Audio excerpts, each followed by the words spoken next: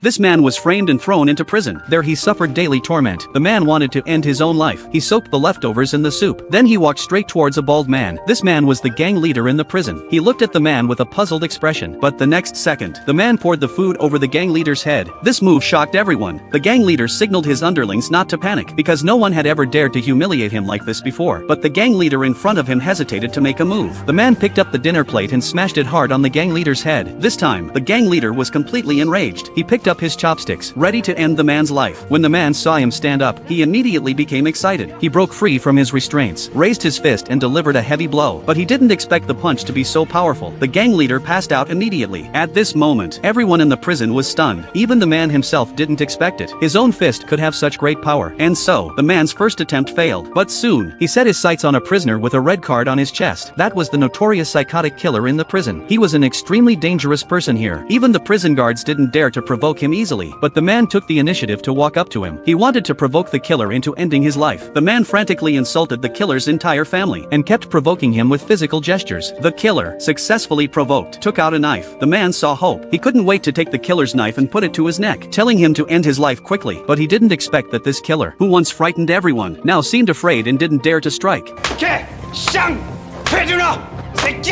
The killer was stunned by the blow. He didn't expect there to be someone more crazy than him. The killer completely broke down. He collapsed onto the ground and started crying loudly. And so, the man's second attempt failed again. Soon, the man's deeds spread throughout the entire prison. He was like an evil spirit, making everyone afraid to approach. Even the cafeteria staff didn't dare to look him in the eye when serving food. They even gave him extra food, afraid that the man would trouble them. But none of this was what the man wanted. A cellmate revealed a piece of news while eating. It turned out that someone had tried to escape from prison last night and was eventually shot dead by the prison guards on the spot. The man found a new opportunity again. In the evening, the man pushed open the door and walked straight to the center of the playground, waving a wooden stick in his hand. He frantically provoked the prison guards. He wanted the prison guards to shoot him. At this moment, the prison warden had already seen this scene on the monitor. Soon, the man was surrounded by the arriving prison guards. Just as the guards were about to open fire, the prison warden saw the man's face on the monitor. He quickly ordered, "Don't shoot, he's the protagonist." And so, the man's third attempt failed again. Later, the man became the boss of the prison.